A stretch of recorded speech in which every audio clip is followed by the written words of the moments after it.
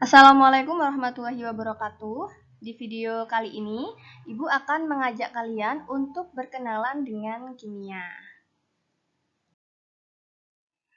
Apa sih yang ada di pikiran kalian kalau mendengar kata kimia? Pasti mungkin ada yang berpikir bahwa, oh nanti kita akan belajarnya di laboratorium, Bu, ketemu sama alat dan bahan kimia yang berbahaya. Atau ada yang berpikir, oh nanti di kimia pasti diajarin bikin bom ya Bu ya.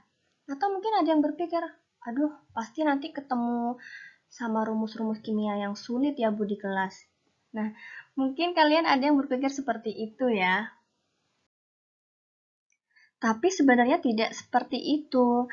Kimia itu tidak sesempit seperti apa yang kalian pikirkan ya. Kimia itu ada di sekitar kita.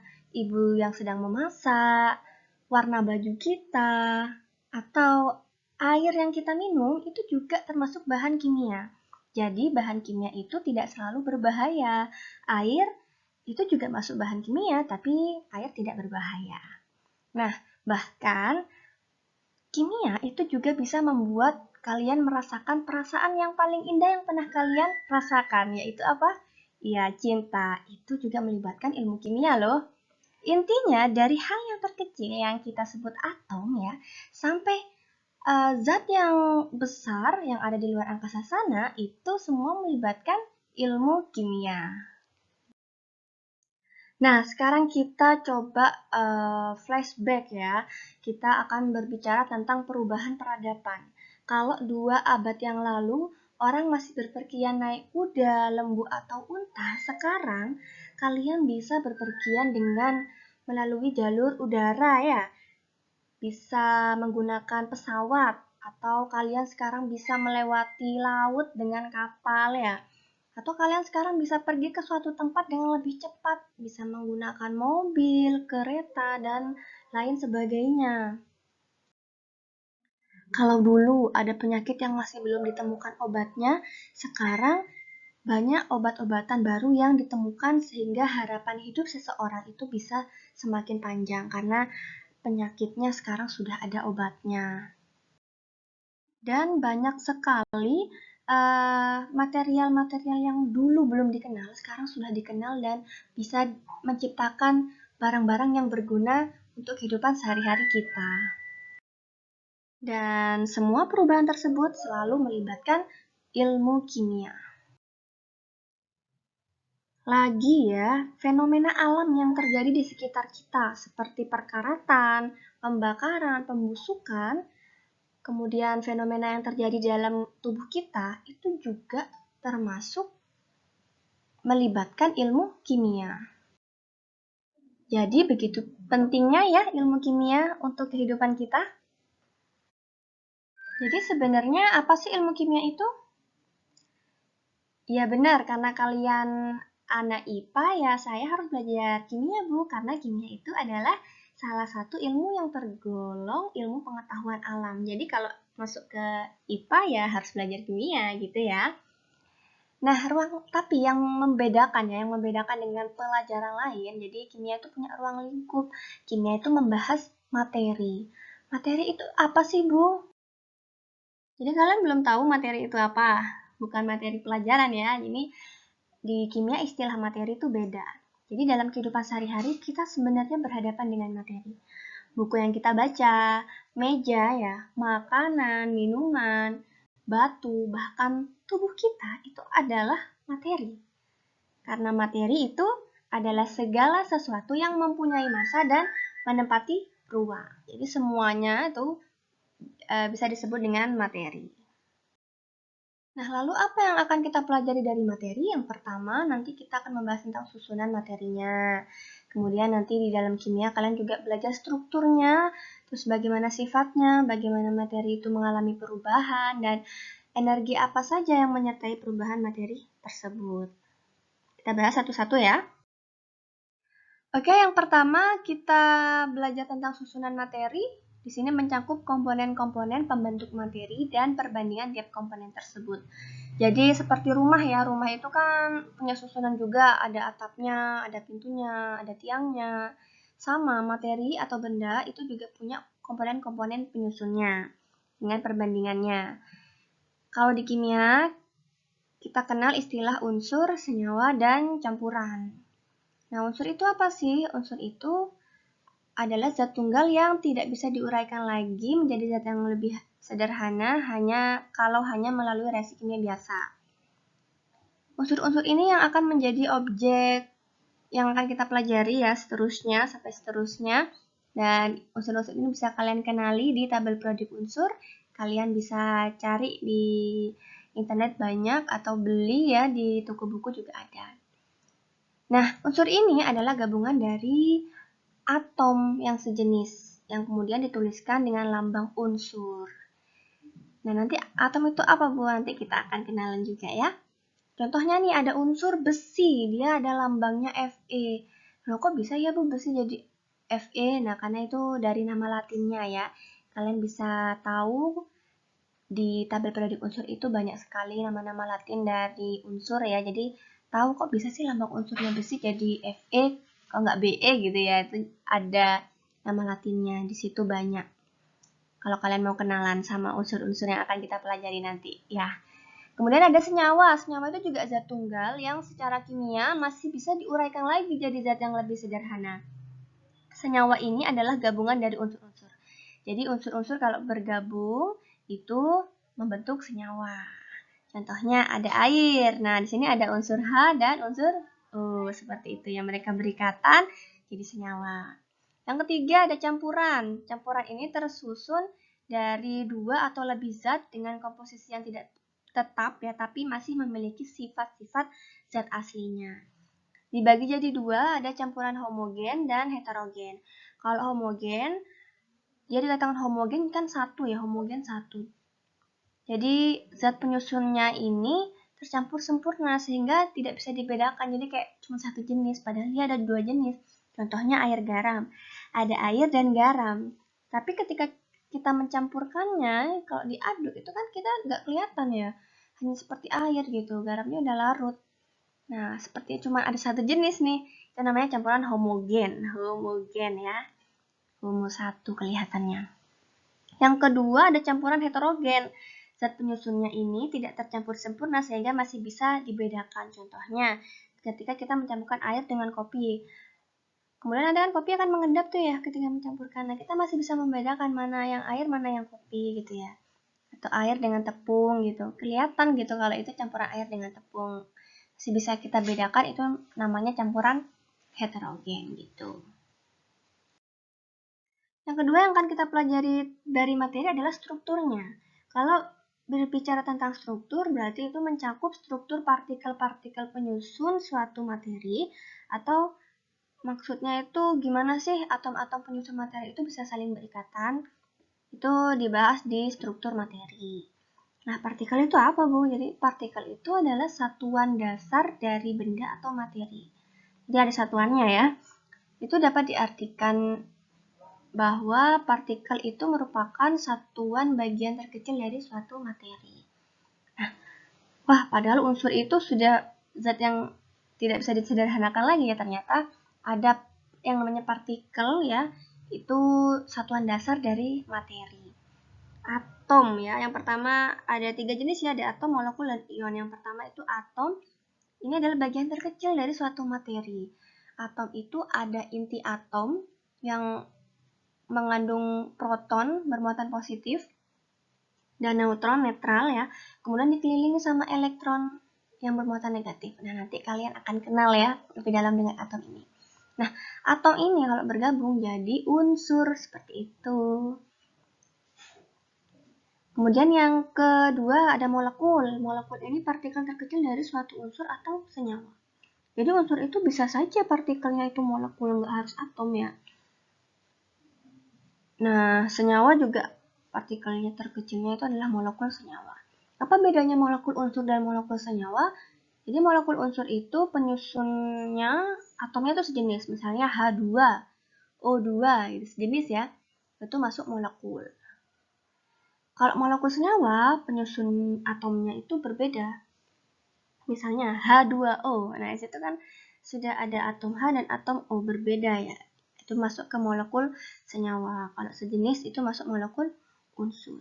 Yang ketiga ada ion. Ion itu adalah atom yang bermuatan listrik. Jadi ada muatannya, bisa positif, bisa negatif. Kalau dia ion positif, dikenal juga dengan istilah kation. Kalau dia ion negatif, dikenal juga dengan istilah anion. Ion itu ada ion tunggal dan ada ion poliatom. Kalau tunggal berarti terdiri dari satu jenis atom. Kalau poliatom mengandung dua atau lebih atom. Oke, nanti akan lebih kenal lagi di bab selanjutnya ya.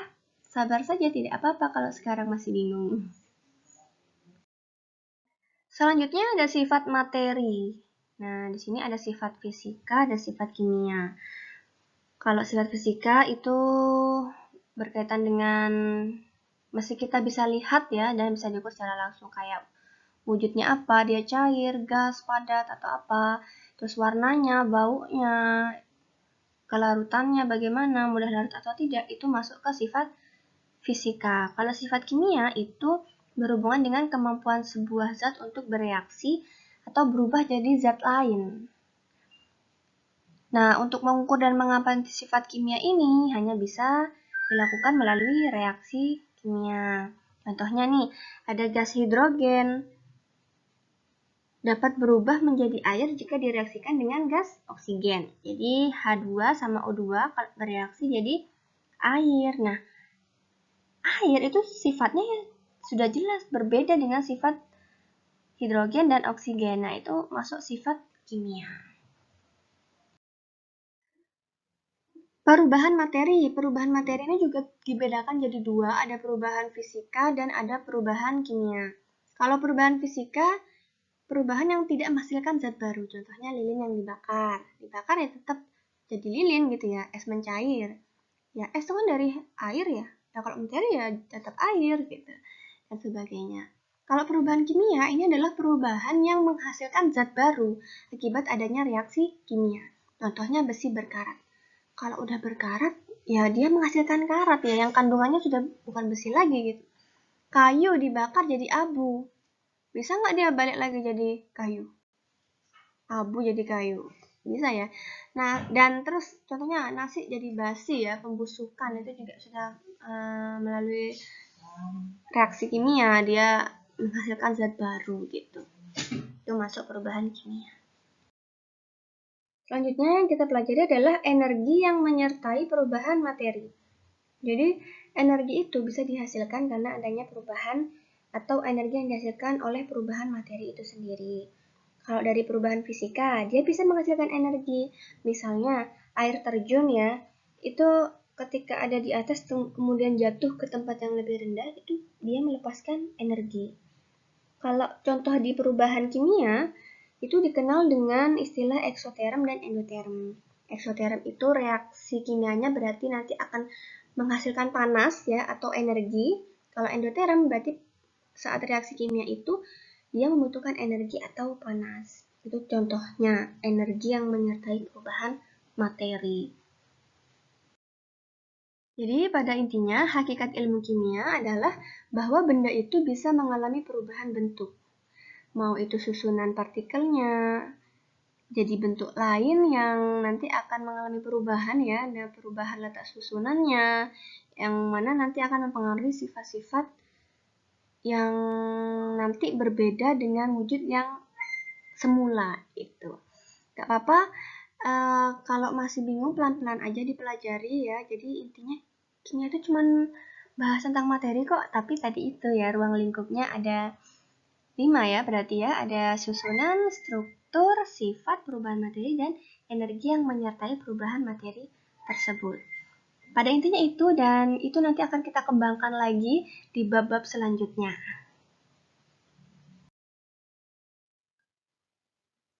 Oke, gimana?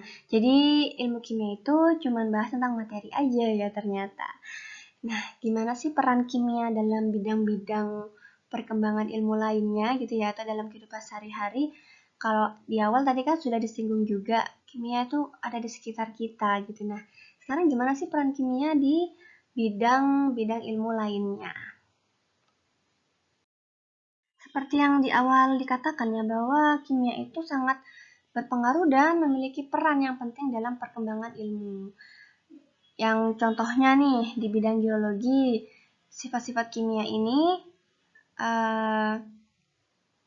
bisa kita pelajari ya, sifat-sifat kimia dari berbagai material bumi dan teknik analisisnya telah mempermudah geolog dalam mempelajari kandungan material bumi, logam maupun minyak bumi. Jadi banyak sekali ilmu kimia kalau kita tekuni itu bisa bermanfaat untuk perkembangan kemajuan zaman kita gitu ya. Di bidang pertanian pun juga ada. Kita bisa tahu nih kandungan tanahnya yang subur seperti apa, sehingga nanti petani itu biar bisa menanam tumbuhan atau tanamannya biar bisa jadi subur gitu ya. Kekurangan zat apa mungkin tanahnya sehingga kita bisa tambahkan pupuk buatan. Itu juga melibatkan ilmu kimia. Di bidang kesehatan apalagi ya, banyak sekali. Obat bius ya yang dokter gunakan, banyak sekali ilmu kimia yang diterapkan. Di bidang hukum pun juga ilmu kimia diterapkan. Contohnya kayak tes DNA ketika ada kejahatan ataupun pembunuhan. Nah, ilmu kimia juga berperan di sana. Intinya, apapun profesi yang kalian nanti geluti, kalian perlu belajar ilmu kimia. Jadi, buat apa sih belajar ilmu kimia gitu ya, terus kalian malas belajar? Tenang, ilmu kimia yang akan kalian pelajari itu tidak akan rugi. Justru itu penting kalian ketahui. Karena itu untuk menyiapkan karir kalian mau di bidang apapun itu nanti ya. Bahkan profesi yang mungkin kalian pikir, nanti aku kerjanya nggak ada hubungannya sama kimia kok. Itu tetap pengetahuan kimia itu diperlukan. Ya, dalam kalian hidup kan tadi sudah disinggung ya, kalau kimia itu ada di kehidupan sehari-hari kita. Jadi mau nanti kalian kerjanya nggak ada hubungannya dengan kimia, kalian perlu belajar kimia ya. Supaya kalian tahu, oh obat ini berbahaya gitu ya, kandungan ini berbahaya. Banyak banget manfaat belajar kimia di kehidupan sehari-hari kalian nanti. Karena sekarang kita tengah hidup di dalam era kemajuan ilmu pengetahuan dan teknologi atau yang dikenal dengan iptek ya. Yang secara langsung atau nggak langsung ini akan mempengaruhi kehidupan manusia. Jadi kita harus melek iptek nih, jangan sampai kita nggak tahu apa-apa. Kita nggak perlu menguasai, tapi seenggaknya kita tahu pengetahuan dasarnya, sehingga kita bisa mengikuti perkembangan zamannya secara tepat ya. Jadi nanti kalian mau jadi chef, jadi tukang masak gitu ya, kalian bisa tahu pewarna yang baik yang mana. Jadi intinya kimia itu ada di sekitar kita, bahkan di hal-hal yang sederhana pun ya. Nah sekarang coba ceritakan, nanti kalian mau jadi apa sih kalau sudah besar nanti gitu ya, profesi yang akan kalian geluti itu apa, dan bagaimana pentingnya kimia untuk profesimu.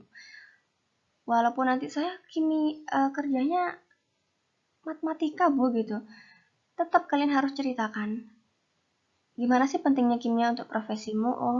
Oh mungkin nanti saya belajar dari kimia kan ketika di sekolah kalian belajarnya terstruktur ya. Nah ini ternyata bermanfaat juga untuk profesi saya sebagai guru matematika misalnya seperti itu ya. Jadi pasti ilmu kimia itu berperan ya, walaupun itu sedikit di apapun profesimu nanti. Silakan tuliskan di kolom komentar. Nah, untuk mengetahui kemampuan pemahaman kalian ya, uji pemahaman kalian, kalian bisa mengerjakan latihan soal berikut ini. Nah, ini ya, nanti kalian bisa melengkapi tabel di bawah ini, supaya kalian lebih bisa memperdalam pemahaman kalian tentang materi ilmu kimia. Ada juga soal pilihan ganda, dan silahkan kalian pilih jawaban yang paling benar. Ada 10 soal ya. Ini nomor 5 sampai 7 bisa kalian pause dulu ya saat mengerjakan. Nah, tulis jawaban yang benar di buku catatan kalian ya. Oke, semoga bermanfaat ilmunya. Pelan-pelan saja dipelajari, bisa diulang videonya agar lebih paham. Atau ketika memahami boleh juga di pause ya, biar bisa dicatat sekalian apa informasi penting di video ini. Nah, kalau ada yang dibingungkan bisa hubungi saya ya, atau kita bahas di grup. atau bisa hubungi saya di email saya, Instagram saya, dan ini Twitter saya. Boleh di-follow. Oke, sampai di sini dulu video kita kali ini. Sampai jumpa di video selanjutnya.